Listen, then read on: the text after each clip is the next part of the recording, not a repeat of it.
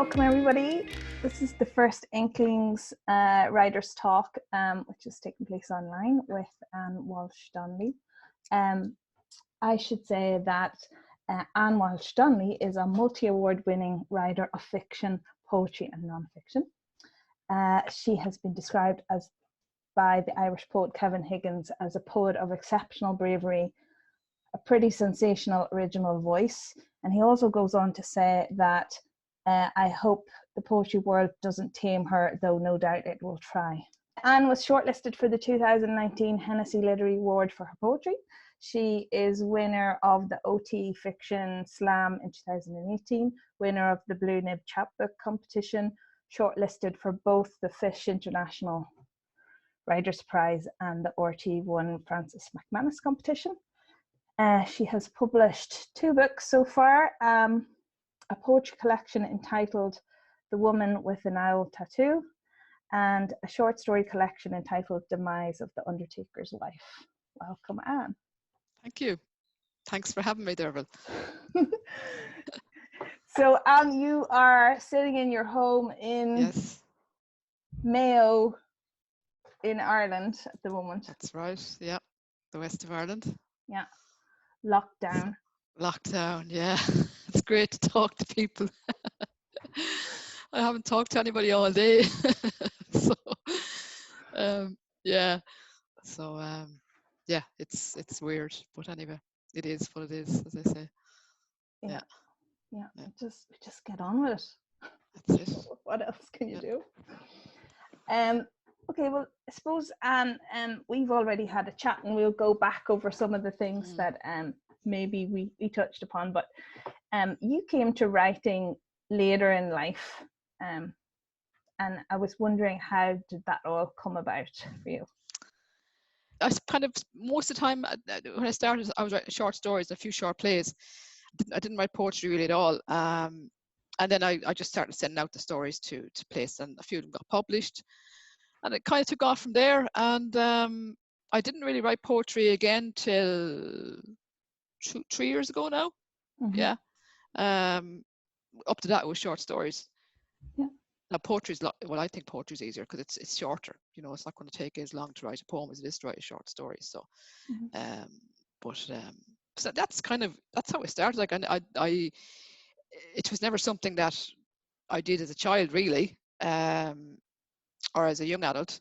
It just started, and once it started, I couldn't stop. And sure, now I'm kind of, it's just it's part of life. It's like breathing, as I say. I have to write as much as I have to breathe. Yeah. You know, and the kids would say, you know, if I get cranky, it's usually because I haven't written in a few days. So they're going, get to the computer, Mammy, write a poem.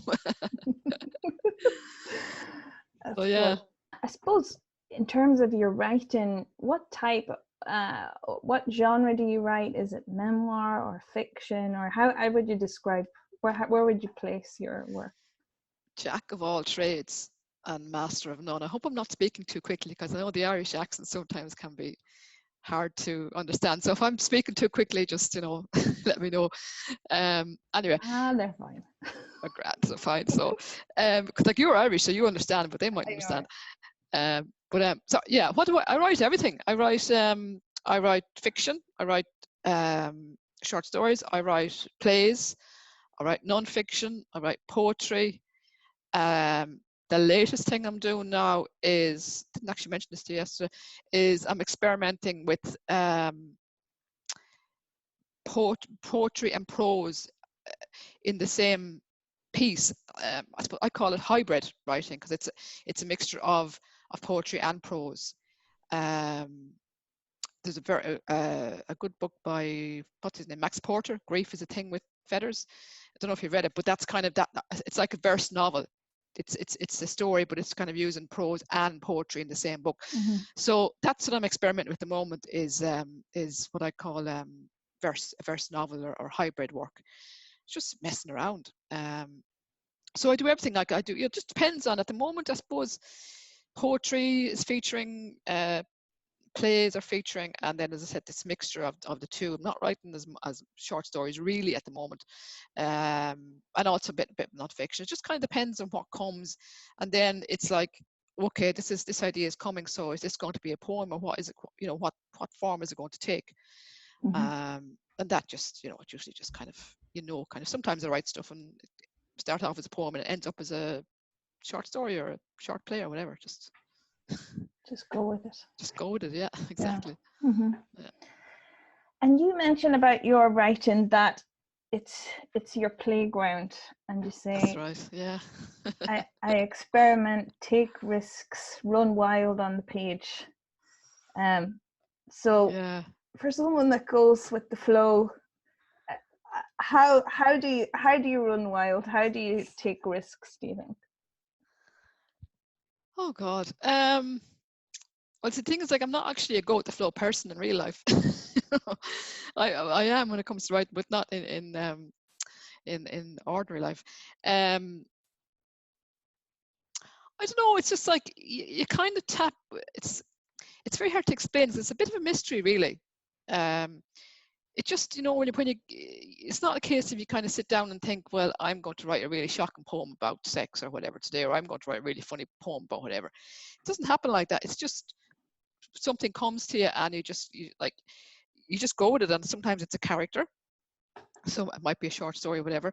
And it's just like tuning. It's like as if you're tuning into a frequency, a radio station, or a frequency. You're just tuning into that, and then when you tune in, it just comes. And I don't think about. I just write. I don't kind of censor it or kind of think, God, this is really daring or whatever else, or I just write. So it's yeah. I just kind of mess around, I suppose, and just whatever's inside comes out. And like, to be honest, I don't really see. Some people tell me my writing is brave and courageous and all that.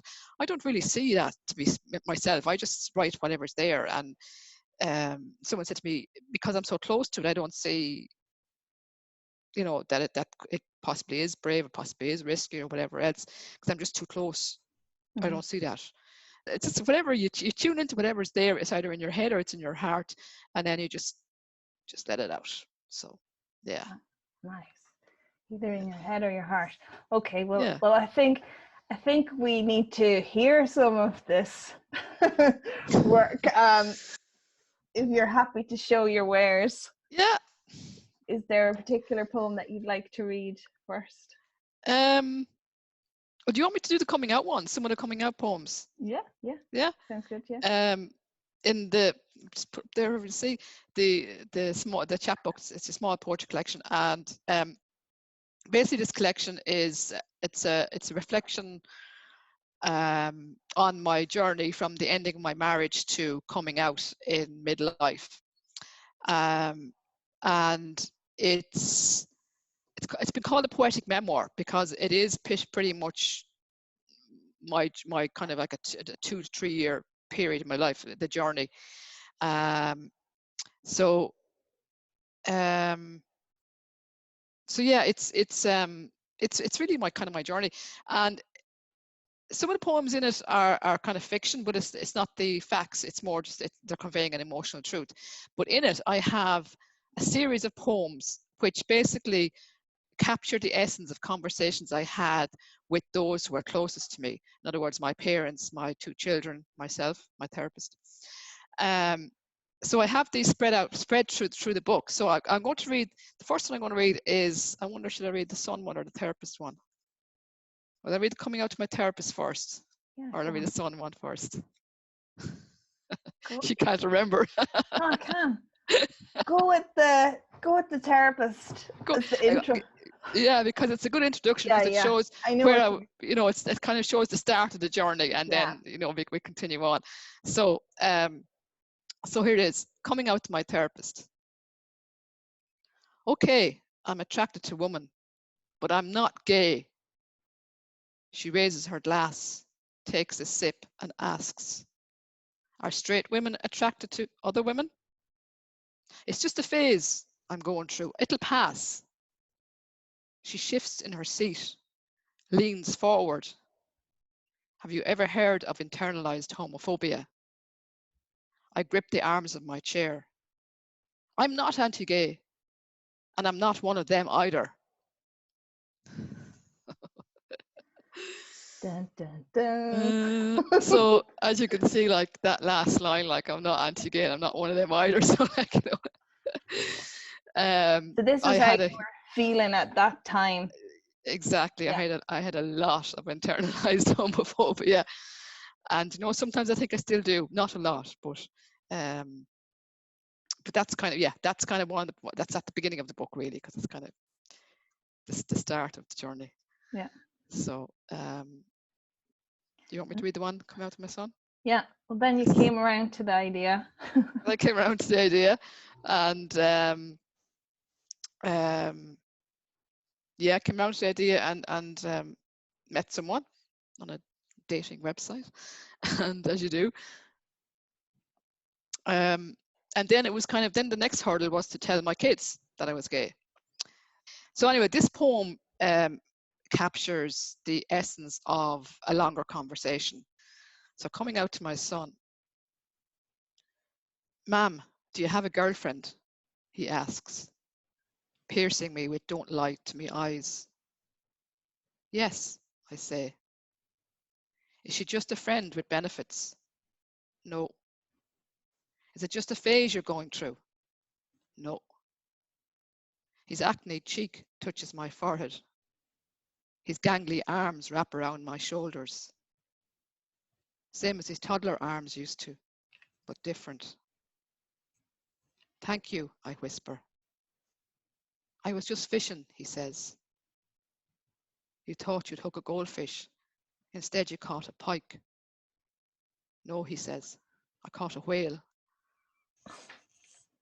Bless him. Oh, yeah, he's dope. Yeah. Yeah. So, Yeah. but yeah, I there's not enough writing. There's not like when I came out to myself and realized that I was gay, and I went looking for poetry and fiction and novels and whatever else about the gay experience. Very hard to find anything. Yeah. Now I'm kind of more familiar. I you know, there's lots of things popping up that. But then 2-3 years ago, I just wanted to read something about being gay, what it was like to be gay, what it was like to have sex with a woman, and I couldn't. There wasn't much stuff there. So that was probably one of the reasons why I wrote this Mm-hmm. thing, was a book, because you know, it's just contributing to the canon of gay literature. Yeah. And this is the kind of poetry I would have loved to have read when I was starting in my journey. You know, just to kind of go, oh yeah, that's, now I know why I'm feeling like that, or you know, I can relate to that. And I'm like wandering off now in a tangent. No, no, you're not. It's all good. It's like an amazing journey, and your openness is really coming through now. So, and that is a beautiful thing. I was going to say we'd love to hear another poem if you would Sound. grace us. Do you want another conversation one, or do you want Coming Out to My Father? Do you want me to read that one? Oh yeah, that's okay. You like that one, Yeah, do you? I do like that one, but I think, but it's very emotional. But we'll go with it, and then will you Okay. read another? Will you read Manana Heron after that? Okay, Yeah. right. So yeah, get to the gritty stuff. So my dad is, he'll be 81 in May. He was 79 when I told him I was gay, and his reaction was just beautiful, because my dad, very quiet man, doesn't show his emotions, typical Irish father really. So his reaction was just so special, because of the fact that he is so reserved and so quiet. Coming out to my father. "Did Ma'am tell you my news?" I say. He adjusts his hearing aid. "What? Did Ma'am tell you my news?" "No." "I'm seeing someone." "Oh, is it a man?" "No, a woman." He opens his newspaper, flicks through the pages, and says, "England are doing well in the World Cup." Later, cryptic crossword completed. He puts his pencil on the table, turns to me. "You were my daughter the day you were born, and you're still my daughter." So yeah. So anyway, this one is called Manana Heron, and Manana Herring, for those of you who don't know any Irish, is the Irish or Gaelic for Women of Ireland. And it's basically about the joy of making love with a woman. And I wrote this, I suppose, maybe 3 or 4 months after my first sexual experience with a woman. So it's full of the joys of making love with a woman. And actually, it's funny because a few men that have read this say, I can really relate to that too, as a man having sex with a woman. So it's kind of, crosses both types of relationships. Anyway, here we go. Manana Heron. To die, not having known the frenzy of making love with a woman, is to live without ever jumping over the bar of your crib. How could you not want to watch a woman fling her underwear on your bedroom floor, present you with soft skin for your nails and teeth to score like blades on dough? How could you not want to feel your edges slip into her hollows, like a spoon folding flour into cake batter? How could you not want to hear her whimper, crescendo to a jungle roar, while your fingers move inside her? How could you not want a denouement to your play, when secret stories leak onto ivory sheets, then tease tongues and start the sequel? How could you not want to drag a woman to bed at 7 on a Saturday evening, rise at 2 on Sunday afternoon, sleep deprived and smelling like a marathon runner, race outside to tackle weedy flower beds, gleeful that soil will not rest in your clipped fingernails? There you have it. That's mild. Think about, so you also write fiction. That's right. You have your short story collection, which was published there by Blue Nib, am I right? That's right, Yeah. last September. And can I ask you, how does a short story come to you? How does a short story come to me? It's basically a character.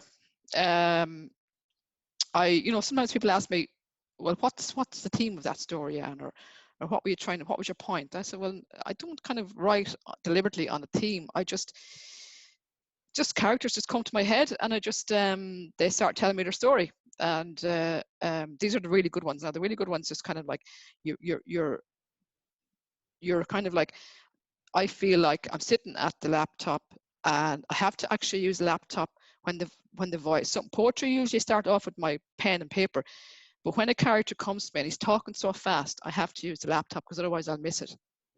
So it's literally like I'm the secretary and I'm just taking down the words that this character is telling me.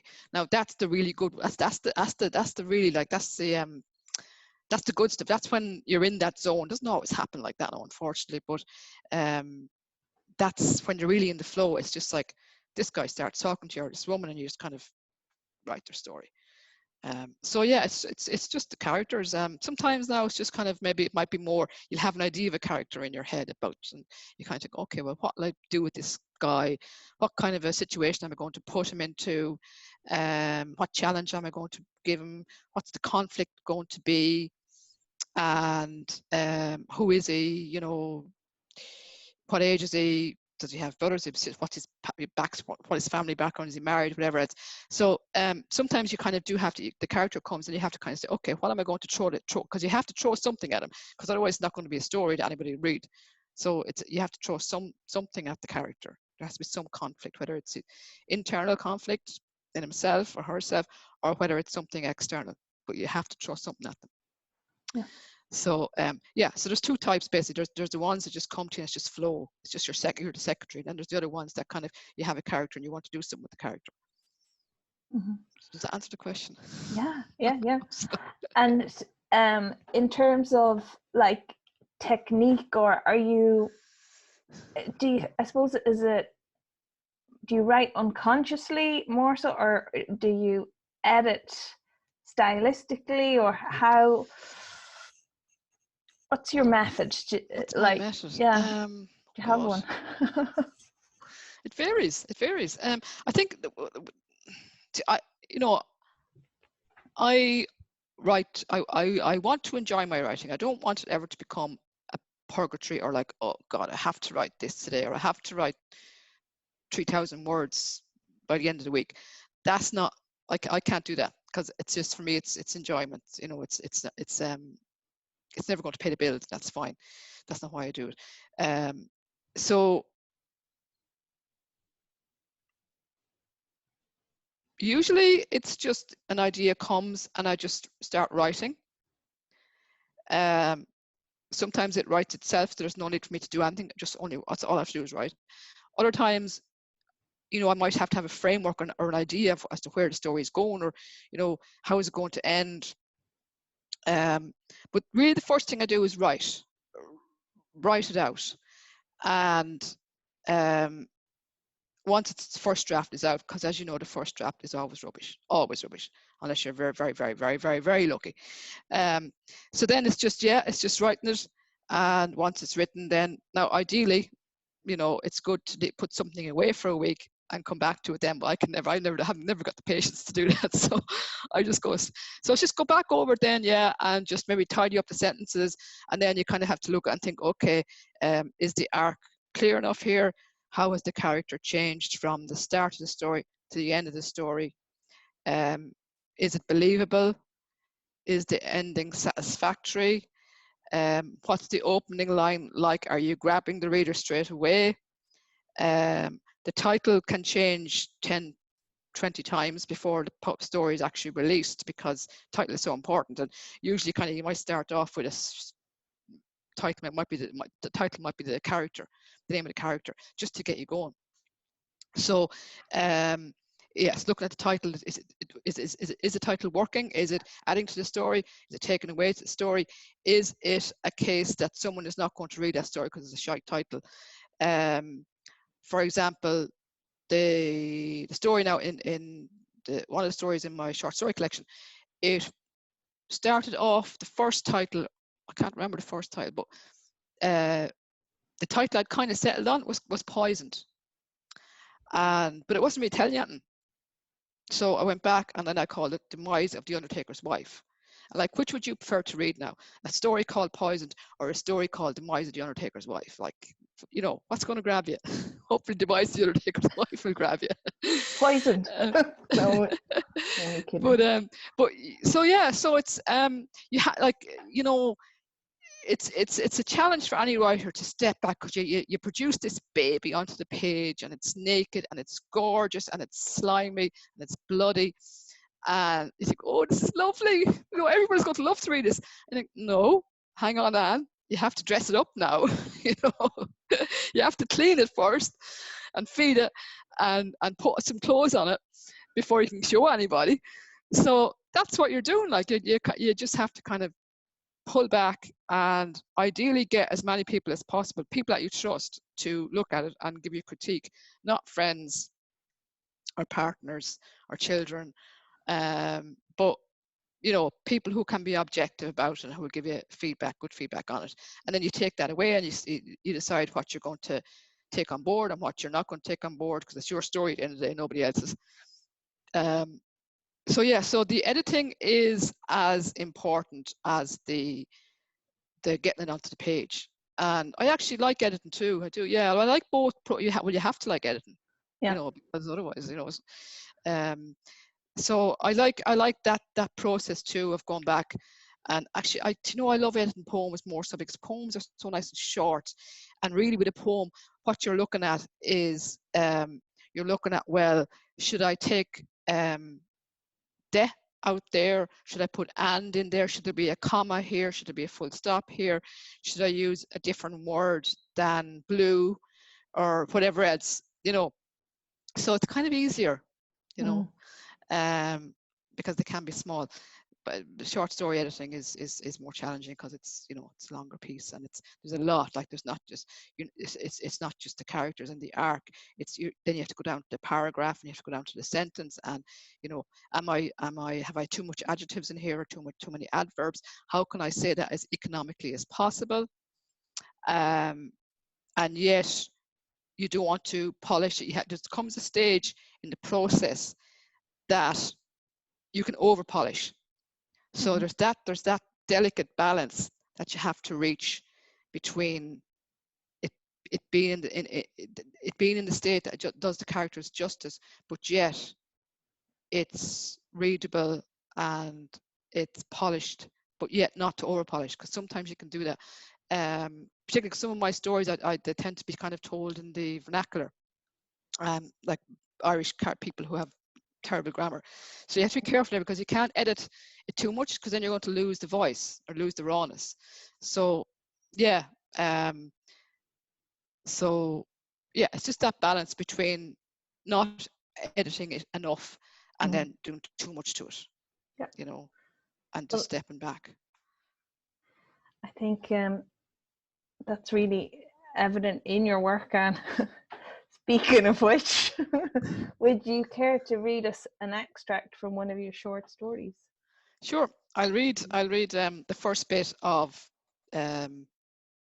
Demise of the Undertaker's Wife, which I mentioned already. So, and just kind of to give you an idea of how open I encourage people to be when they're writing, and to think outside the box, because this particular story, short story, I wrote it first as a short story, and then there was a short play festival being held here in Mayo a couple of years back, and I went back to it again and thought, God, that'd make a nice play. So I actually wrote a short play out of the short story. Now it kind of took a different life of its own, and it went off a bit on a different tangent than the short story did. But I suppose I'm saying that because it's great to experiment with your writing and not maybe confine yourself to one genre, to see how things can cross over. But anyway, that's totally off the point, really. So I'm just going to read the first page and a half of it. This is called Demise of the Undertaker's Wife, and it's set in a funeral home in the west of Ireland. And it's the Undertaker's the person who's speaking. He looked very solemn in death. Not at all like the Jack that would be in the pub on a Saturday night buying drink for half the country. I had a fierce job getting his eyes to say shut. And as for his gaping mouth, I thought I'd have to put super glue on his lips. It was hard to see a man I went to school with in one of my coffins, even if he had spent all of sixth class kicking me under the desk when the teacher wasn't looking. Hard to believe that was 50 years ago now. If we knew when we were young lads how our lives would turn out, would we have bothered at all? That's what I was thinking when I was talking to Jack's father the day before the funeral. Will you take cash? He said, hunching his shoulders and looking at the oak coffin I'd just shown him. I had to think for a minute before I answered. Most people don't talk about paying until after the funeral is over. No need to worry about that yet, I said.